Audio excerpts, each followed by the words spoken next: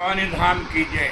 मित्रों, विश्राम से कथा अब आगे बढ़ रही है। माता पिता ही उरिन भयनी की, गुरुरिन रहा सोच बड़ जी की।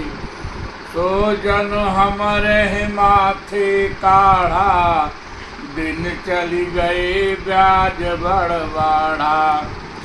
अब आनिक ब्योहरिया बोली, अब आनिय ब्योहरिया बोली। तुरत देव मैं थैली खोली।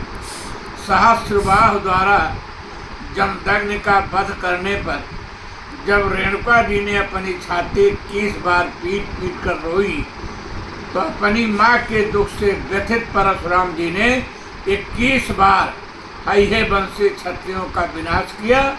इस प्रकार माता को पुनर्जीवित कराकर एवं माता के कष्ट पर 21 बार पृथ्वी के अहिए वंशीय क्षत्रियों को मारकर परशुराम मातृ पितृ ऋण से पूर्ण हुए। लक्ष्मण जी के बोलने पर बोलत लखन ही जनक डराही, और जनकपुर वासियों की तो हालत खराब थी। थर थर कापहि पुर नर नारी, छोट कुमार खोट बड़ भारी। यह स्थिति देखकर श्री राम को आगे आना पड़ा और उन्होंने नेत्र के कड़े संकेत से लक्ष्मण जी को शांत कर परशुराम जी से कहा, सुनहु नाथ तुम सहज सुजाना, बालक बचन करिय नहीं काना। तेहि नाहि कुछ काज बिगारा, अपराधी मैं नाथ तुम्हारा। राम की विनम्रता से परशुराम जी को शांति मिलती थी, परंतु लक्ष्मण जी बीच बीच में हंसकर मुस्कुराकर परशुराम जी का क्रोध बढ़ा देते थे। जब परशुराम ने कहा कि राम या तुम्हारा छोटा भाई विष रस भरा कनक घट जैसे है, तो लक्ष्मण जी ने फिर हंस करके कहा कि मुनिवर कहा तो आप सही ही रहे हैं। भला सांप के मुख से विष नहीं तो अमृत हो, सांप के मुंह में विष नहीं तो अमृत होगा क्या? हम तो साधारण नहीं शेषनाग ही हैं। तो आपका अनुमान तो ठीक ही है मुनिवर।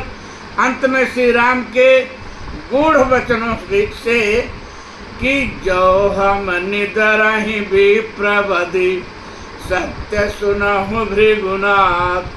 जो हम निदरहि विप्रवधि, सत्य सुनहु भृगुनाथ। तो अस को जग सुभट जहि, भय बसना वही मात।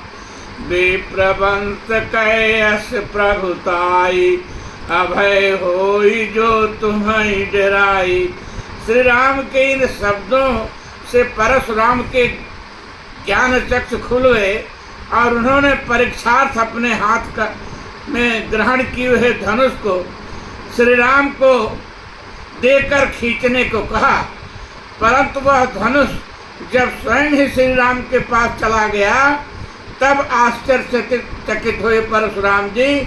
श्री राम के अवतार होने का विश्वास हो गया और 6 चौपाइयों में 9 बार प्रभु की जय जयकार करके परशुराम जी तपस्या हेतु पुनः वन को वापस चले गए। देखें मानस का यह प्रसंग।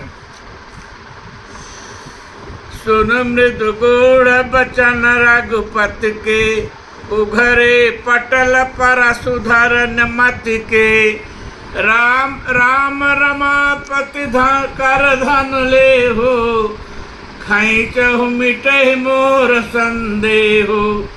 देत चाप आप ही चली गयो, परशुराम मन विस्मय भयो।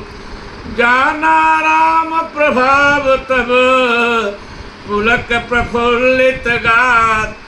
जोरि पानी बोले बचन, हृदय न प्रेम अमात। जय रघुवंश बनज बन भानु, गहन तनुज कुल दहन कृषानु। जय सुरवे प्रधेनु हितकारे, जय मद मोह को भ्रमहारी, विनयशील करुणा गुण सागर, जयति वचन रचनायति नागर, सेवक सुखद सुभग सब अंगा, जय शरीर छवि कोटि अनंगा, करम का मुख एक प्रशंसा, जय महेश मन मानस हंसा, अनुचित बहुत कहूँ अज्ञाता, क्षमहु क्षमा मंदिर दुभ्राता, कही जय जय जय रघुकुल केतु, भृगुपति गए बनाहि तब हेतु। परशुराम जी के जाते ही जितने अन्य अभिमानी राजा वहाँ पर थे और ये सोच सोच कर प्रसन्न हो रहे थे कि परशुराम जी राम जी को अवश्य दंडित करेंगे, उनकी सिट्टी पुट्टी गुम हो गई। और इस पर अयोध्या से महाराज दशरथ को दूध भेजकर बुलवाइए।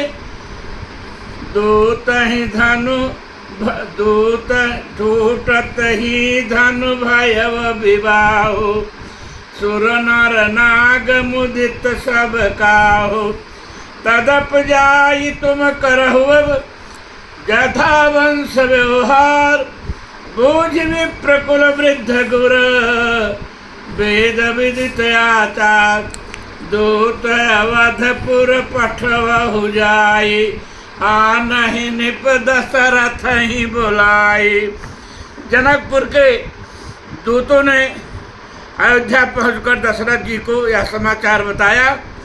दूतों से अपने पुत्रों का सुयश और श्री राम द्वारा धनुष तोड़ने की बात सुनकर महाराज दशरथ विशाल बारात के साथ जनकपुर पहुँचे।